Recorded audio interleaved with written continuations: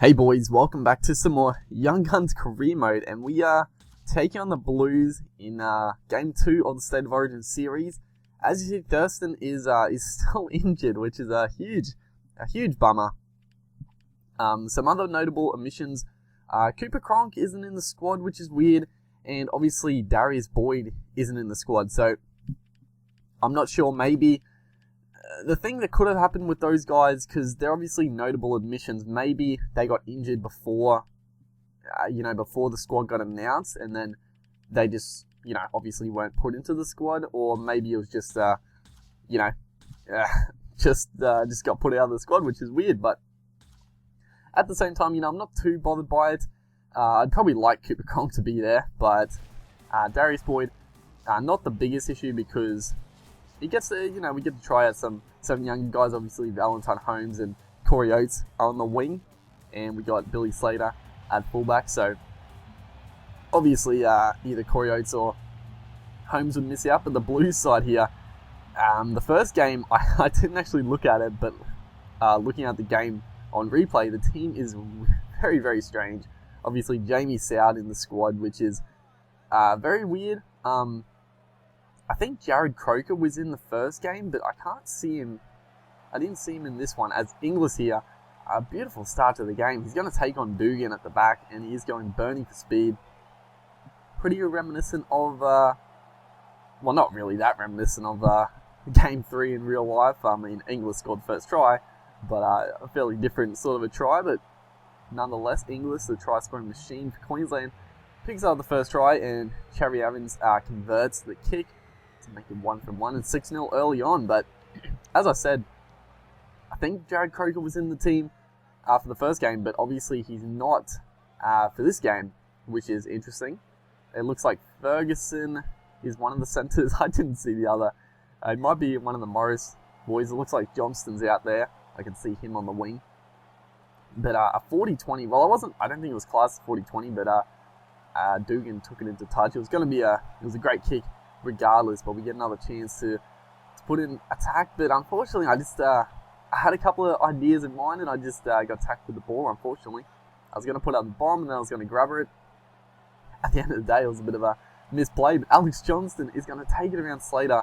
He stepped around the winger Holmes there, and it's one of those times, dude, I could not change the Slater. I was trying my best. Just that is the one thing I just really wish they would improve, because it's weird, because every other rugby league game I've never had an issue with like switching players and switching to the fullback, but for some reason this game it just you can just never switch to the players. Inglis here shrugs off one, draws and passes Holmes. It's going to get rounded up though, but that was a very nice play by Inglis, looking dangerous out on this side. But yeah, it was one of those times, like I said, could not switch to the player. And Billy Slater got caught flat-footed with, you need to control times like that. But spreading out to the left here, bit of an early pass, but we still got the room. Chambers gets it on the big Corey Oates. Corey Oates one-on-one with Dugan, tries to barge him out of the way, but Dugan makes the tackles pretty good in this game, so it's a bit hard to just knock through them like that. But a good kick goes up, and apparently it was caught in goal by Aaron Woods. I thought it was pretty well placed. It was going to be play on, but unfortunately not. So a 6-all halftime scoreline. It's Inglis just in devastating form. He's going to get it back. Holmes almost goes straight over the sideline, throws the speculator back inside. He had to do it, and thankfully Inglis was there to affect it. As our last tackle, that man again, Inglis involved in everything, puts out the bomb, but terrible chase. Holmes just went straight past the ball. I thought Dugan was, for a second there, I thought it was going to be a try to the Blues, but thankfully Billy Slater was lingering at the back there, so we rounded him up. But that man again, Inglis, is just finding so much room. I mean, we are mainly attacking down this right hand side. I don't know, for some reason in this game, I'm just better at attacking the right hand side. Like, it's not like it's any different, but Milford now on the field, goes straight through. Probably should have passed it, but takes the tackle. Not a terrible option.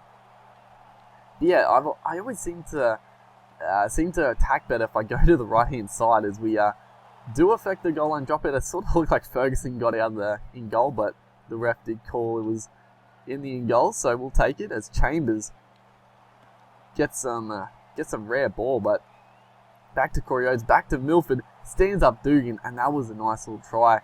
Just a couple of second phase plays. Chambers does good work to get to the outside, throws it back to, I think, Cameron Smith. Corey Oates gets the ball back onto Anthony Milford, the X Factor off the bench.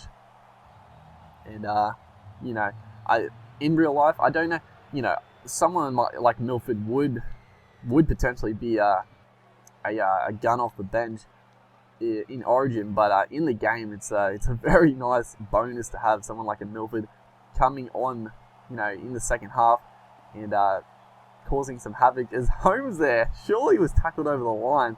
I should have actually looked at I should have gone to the replay system and looked at a close up of that. I thought for sure he scored, but I think it was one of those times where it's in the animation, and unfortunately, it was called a tackle. There's a nice little dinky chip right there, forces the dropouts, and Milford, that man, the X Factor, slots a field goal. I don't know why, it's the right decision to go for a field goal. Less than 10 minutes to go, going 7 points ahead, but I wasn't really set up to go for it. I just went for it, and it didn't look like a pretty shot at field goal, but we get it nonetheless as Paul Gallen makes a break.